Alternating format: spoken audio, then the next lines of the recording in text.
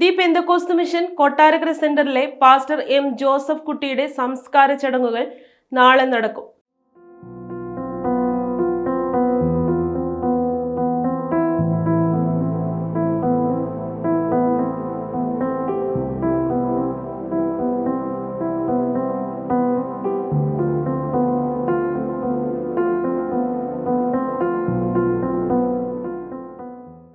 നാളെ രാവിലെ 9 മണിയോടെ കൊട്ടാരക്കര ദി പെന്തക്കോസ്ത് മിഷൻ സഭാ ഹാളിലെ ശുശ്രൂഷകൾക്ക് ശേഷം കോട്ടപ്പുറം TPM സഭാ സെമിത്തേരിയിലാണ് സംസ്കാരം.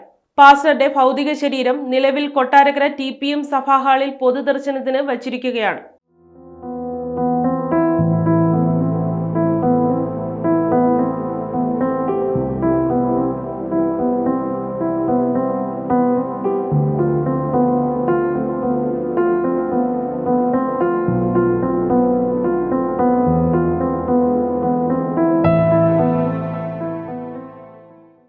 ഇന്നലെ രാവിലെ 9:30 കൊട്ടാരക്കര ഫെയ്ത്ത് ഹോമിൽ വെച്ചാണ് പാസ്റ്റർ ജോസഫ് കുട്ടി നിത്യതയിൽ പ്രവേശിച്ചത്.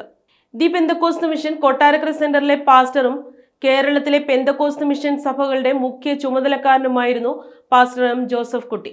കൊട്ടാരക്കര മൂഴിയിൽ തെക്കേക്കര പരേതരായ സി മത്തായിച്ചന്റെയും മറിയാമ്മയുടെയും മകനാണ് അദ്ദേഹം. പെന്തക്കോസ്ത് മിഷൻ സഭയുടെ ശുശ്രൂഷകനായാണ് പാസ്റ്റർ എം ജോസഫ് കുട്ടി സുവിശേഷ പ്രവർത്തനം ആരംഭിച്ചത്. ഇന്ത്യയിലുടനീളമുള്ള വിവിധ സഭകളുടെ കൺവെൻഷൻ പ്രാസംഗികൻ കൂടിയായിരുന്നു പാസ്റ്റർ എം ജോസഫ് കുട്ടി. സമൂഹത്തിന്റെ നാനാതുറകളിൽ നിന്നും നിരവധി വിശ്വാസികൾ അദ്ദേഹത്തെ അവസാനമായി കാണാൻ എത്തുകയും അന്തിമോപചാരം അർപ്പിക്കുകയും ഓർമ്മകൾ പങ്കുവയ്ക്കുകയും ചെയ്യുകയാണ്.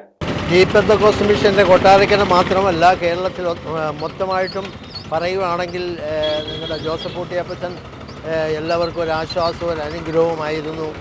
ഇതുപോലെ ഒരു ദൈവദാസനെ കിട്ടാൻ പ്രയാസമാണ്. എല്ലാ വിഷയങ്ങൾക്ക് വേണ്ടി എവിടെ ഒരു മരണം ഉണ്ടായാലും എന്തുവാണെങ്കിലും അപ്പച്ചൻ അവിടെ ഓടിയെത്തുമായിരുന്നു.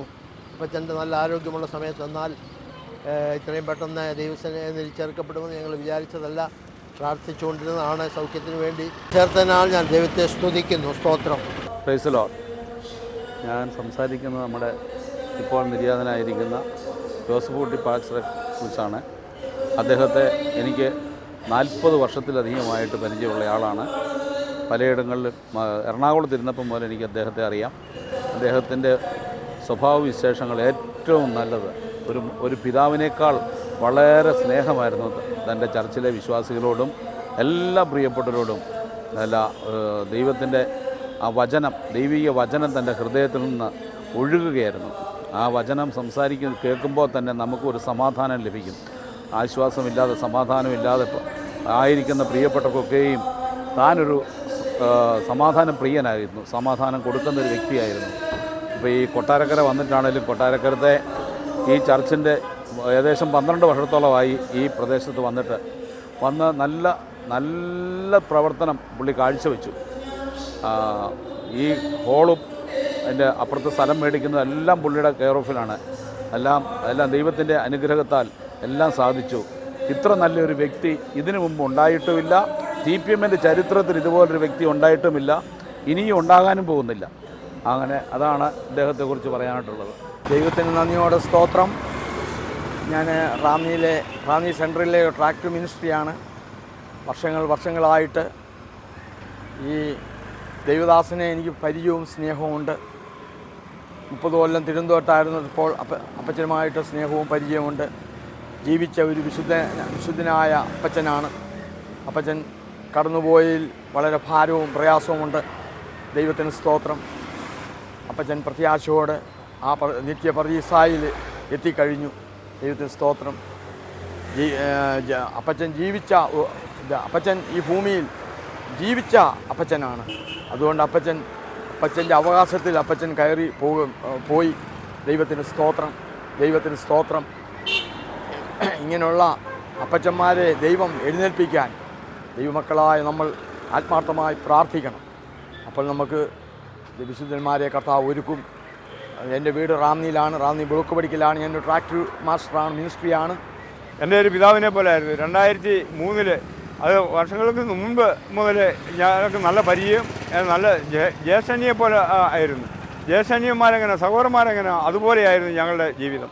എന്നാൽ 2003 മുതൽ ഒരു 2 വർഷം ഗൾഫിലേക്ക് പോകാനുള്ള വിസയുടെ കാലതാമസം വന്നപ്പോൾ ഈ ജോസഫ് കുട്ടി പാസ്റ്ററാണ് പ്രാർത്ഥിച്ച് എൻ്റെ തലയിൽ കൈവച്ച് പ്രാർത്ഥിച്ചതിൻ്റെ 2ാമത്തെ മാസം എനിക്ക് അബുദാബിയിലേക്ക് വിസ ശരിയാകുകയും ഞാൻ കയറിപ്പോവുകയും ചെയ്തു.